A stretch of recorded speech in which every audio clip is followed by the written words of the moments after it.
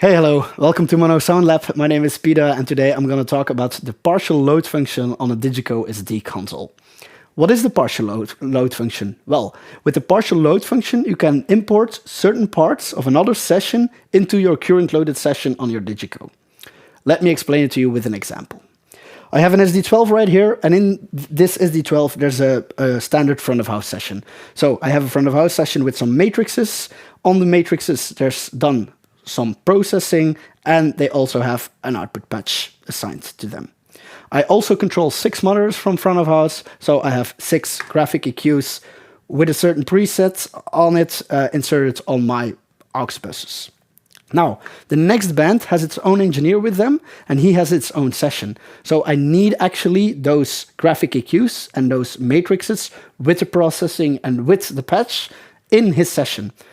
I can make a preset for all the matrices and for all the graphic EQs and then load those presets into his session, but it's way quicker and way easier to use the partial load function. How do I do that? Quite easy, actually. I start with loading the bands, so his session, into the desk. Once the session is loaded into the desk, I want to load only the matrix outputs and the graphic EQs of my session into his session.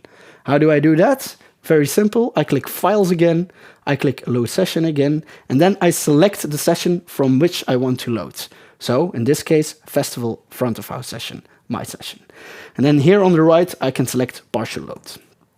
Once you select Partial Load, you get a pop-up screen. And in the pop-up screen, you can select what you want to load. So I can load input channels, matrix inputs, matrix outputs, and graphic EQs. You can select which channels of those inputs or matrices you want to load.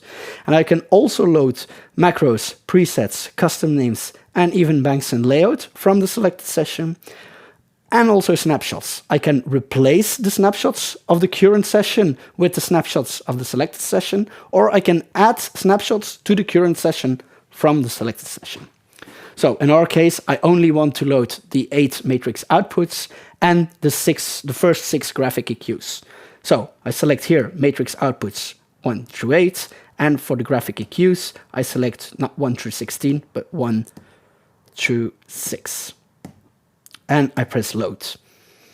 Now he loads those 8 matrix outputs and the 6 graphic EQs into the session. So you can see the graphic EQs are the same with the same presets in my session. And if I look at the matrices, the processing is the same, the names are the same, and for the output patch, he added the output patch like mine was, so line 1 through 8, to the matrix outputs.